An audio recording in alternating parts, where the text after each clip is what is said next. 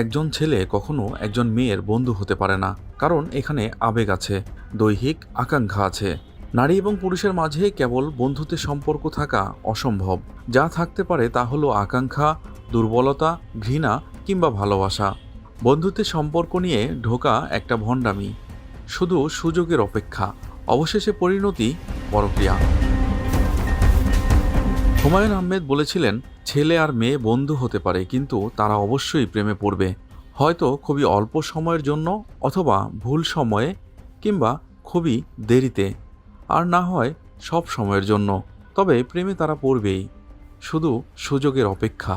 সত্যি বলতে, ছেলে ও মেয়েতে শুধুমাত্র বন্ধুত্ব অসম্ভব ও প্রকৃতি বিরোধ। কেননা শুধুমাত্র বন্ধুত্ব হলে প্রকৃতি নিজের অস্তিত্ব হারাবে।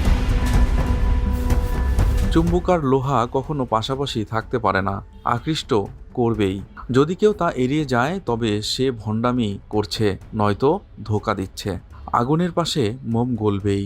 ছেলে ও মেয়ে বন্ধু হতে পারে, কিন্তু একসময় প্রেমে বা অবৈধ সম্পর্কে রূপ নিবেই।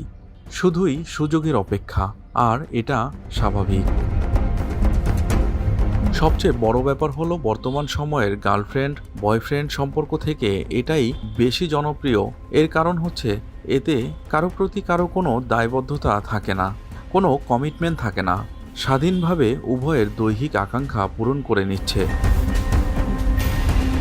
যেহেতু বাংলাদেশ প্রথাগতভাবে মুসলিম সংখ্যা গরিষ্ঠ দেশ, পাশ্চাত্য সংস্কৃতির আকর্ষণ আর নিজেকে আধুনিক হিসেবে জাহির করার মনোভাব এর হাদিয়া। তাই অভিভাবকরা যদি এখনই সতর্ক না হয়, তবে আমরা ওই সংস্কৃতির দিকে অগ্রসর হচ্ছি, যখন একটা ছেলে কিংবা মেয়ে নিশ্চিতভাবে বলতে পারবে না তার বাবা মা কে। তাই লক্ষ্য করুন, আপনার বোন কিংবা মেয়ে, স্বামী কিংবা স্ত্রী, ভাই কিংবা ছেলে কাদের সঙ্গে মিশছে। সঙ্গ ওইখানেই সবচেয়ে বেশি গুরুত্বপূর্ণ।